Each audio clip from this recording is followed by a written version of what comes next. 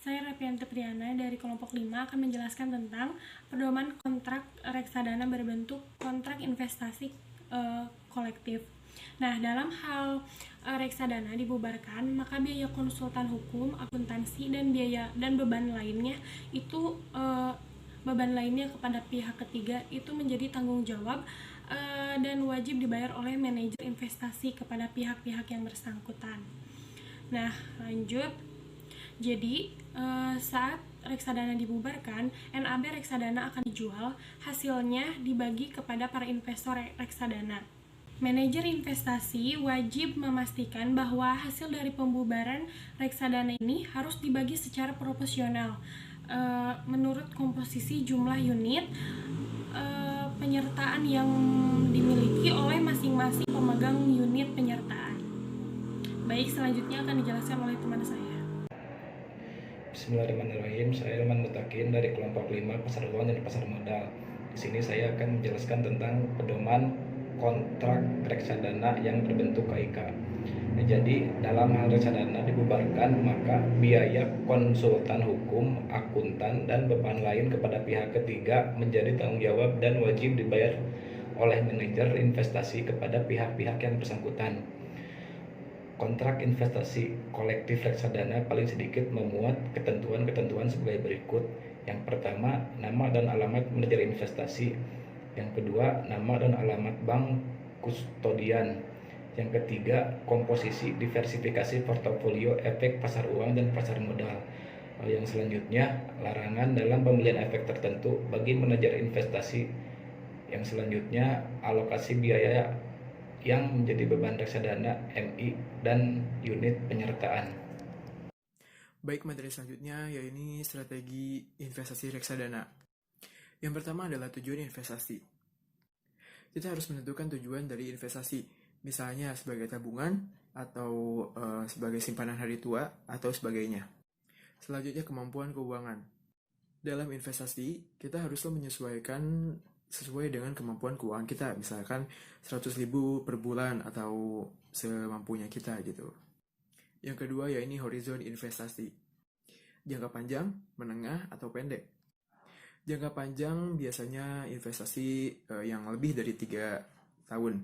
Yang menengah itu biasanya 1-3 tahun, dan yang pendek itu biasanya kurang dari 1 tahun. Lalu yang kedua, pahami risiko investasi.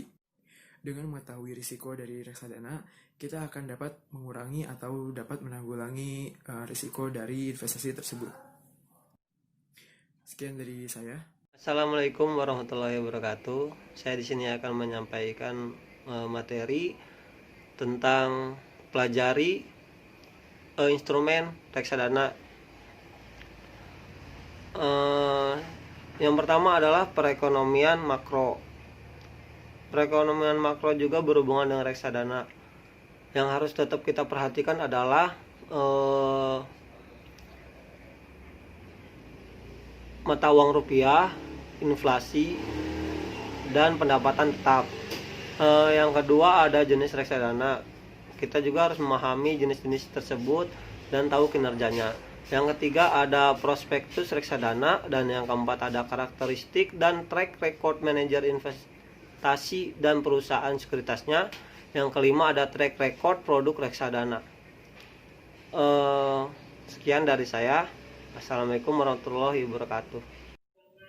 Saya Rilisa Rahmah dari kelompok 5 akan menjelaskan tentang pelaksanaan investasi reksadana. Yang pertama, pilih reksadana saham atau fixed income atau pasar uang atau campuran yang terproteksi sesuai dengan horizon investasi dan makroekonomi.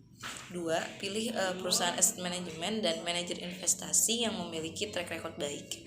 3. Pilih produk yang memiliki pertumbuhan konstan dan tinggi gitu untuk jangka waktu 1 bulan, 3 bulan, 6 bulan, 1 tahun, dan sejak berdiri. Tapi pilih yang jauh di bawah 5 tahun gitu. Intinya data terbaru. 4. Hindari produk reksadana yang mayoritas portofolionya tertumpu oleh satu instrumen yang terafiliasi dengan perusahaan aset manajemen. 5. Pilih produk reksadana yang memberikan kemudahan administrasi dengan atau tanpa entry fee dan redemption fee. Sekian dari saya. Baik, di sini saya Intan Zahra dari kelompok 5 akan menjelaskan monitoring dan evaluasi.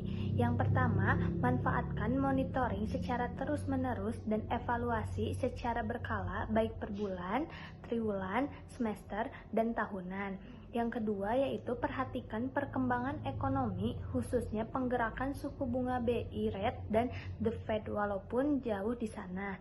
Yang ketiga, manfaatkan redemption pada saat NAB tinggi atau cenderung akan turun selain menyesuaikan horizon investasi. Dan yang keempat yaitu alihkan ke jenis produk reksadana yang memiliki pertumbuhan lebih baik terutama pada satu perusahaan aset manajemen. Yang kelima, yang terakhir yaitu monitor perkembangan aset manajemen terhadap kepatuhan arahan investasi yang telah dibuat. Sekian penjelasan dari saya.